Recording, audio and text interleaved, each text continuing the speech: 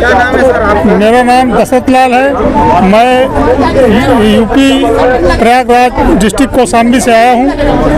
मैं पूर्व सैनिक कल्याण समिति का जिलाध्यक्ष हूँ। और समस्या है काफी दिनों से। पहली बात तो मैं आप मीडिया बंधुओं का दिल से सम्मान करना चाहता हूँ, जो आप इस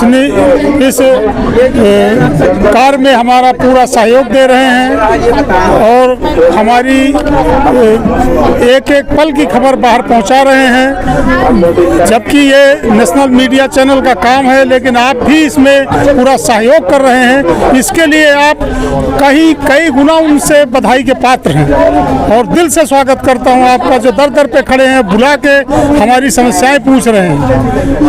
आज 42 दिन हो गया सरकार बात नहीं सुन रही है, क्या कारण है?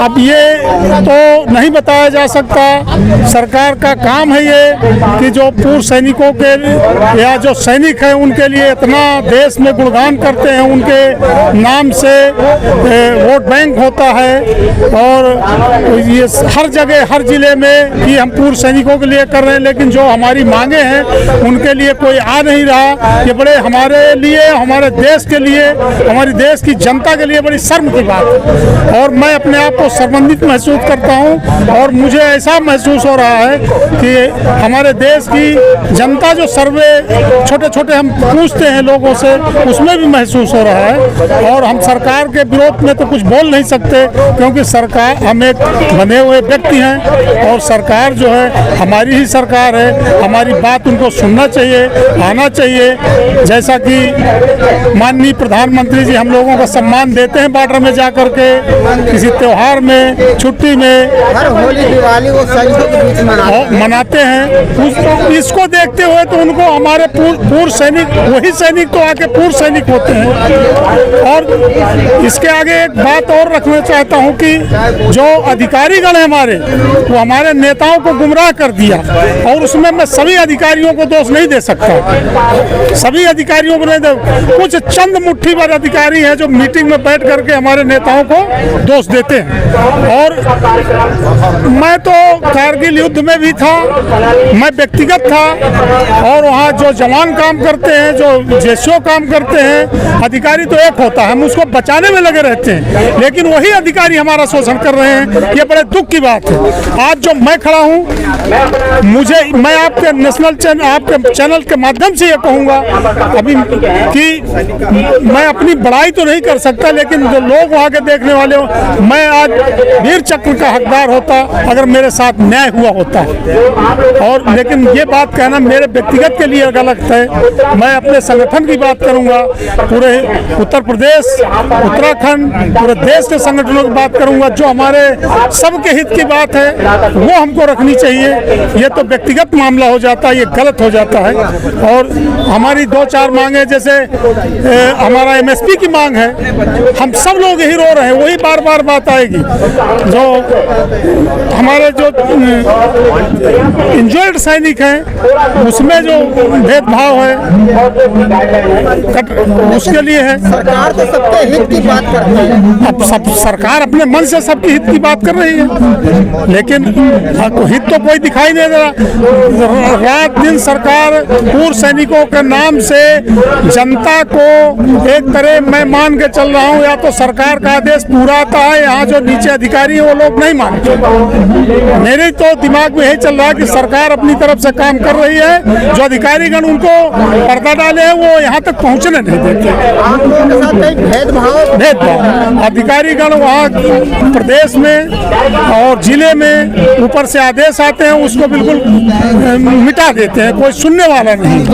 और मैं यही निवेदन करूंगा रक्षा मंत्री, माननीय रक्षा मंत्री जी से, माननीय प्रधानमंत्री जी से हाथ जोड़ के निवेदन है, गृह मंत्री जी से, कि अपने सैनिकों का, पूर्व सैनिकों का जो आदेश पारित होता है उसको पूरी तरह से लागू करवाएं और यहाँ भी आवें और उनकी अपना प्रतिनिधि भेजें, उनकी समस्याओं को सुने। और इससे ज्यादा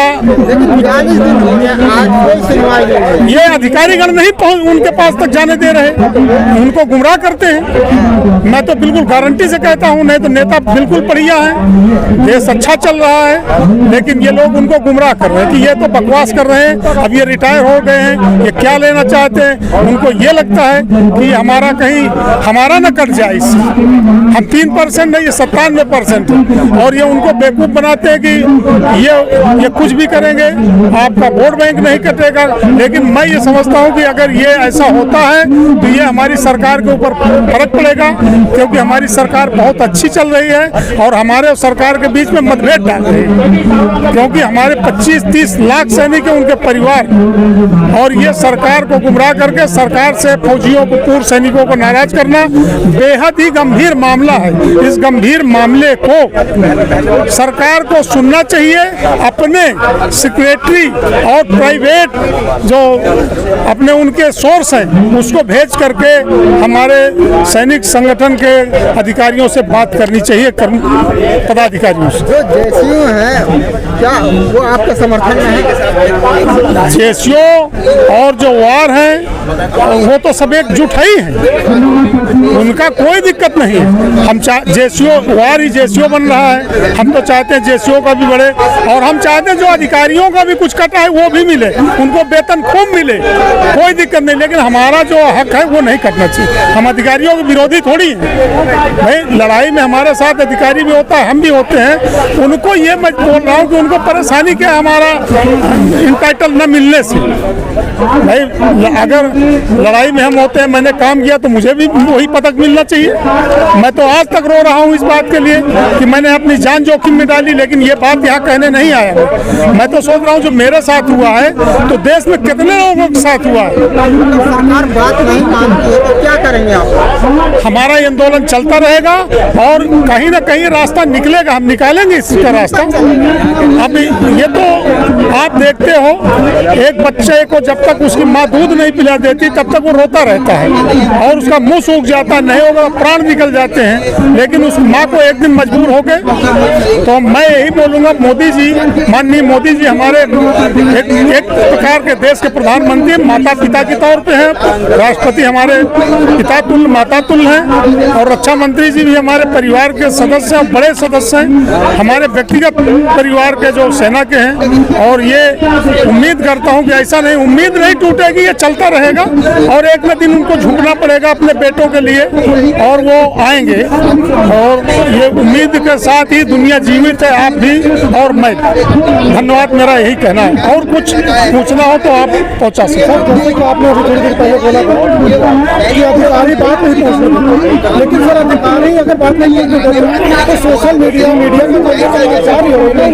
मैं सोशल मीडिया का काम है अपनी बातों, हमारी बातों को हर जगह पहुंचाना, लेकिन वो इस वक्त ऐसे हैं कि कहीं यार सोशल मीडिया के हम अगर आगे पहुंचाएंगे तो हमारा ना नुकसान हो जाए। जो हमारी पहुंच रही होगी ना, नहीं वो गुमराह कर रहे हैं भाई, कुछ चंद अधिकारी गुमराह कर रहे हैं उसको। ऐसा नहीं है कि सभी अधिकारी एक जैसे हों, समाज में एक जैसा कोई पहुंच रही है, गुमराह कर रहे हैं कि अब इनको क्या चाहिए तो पेंशन आ गए, इनको सब मिल रहा है।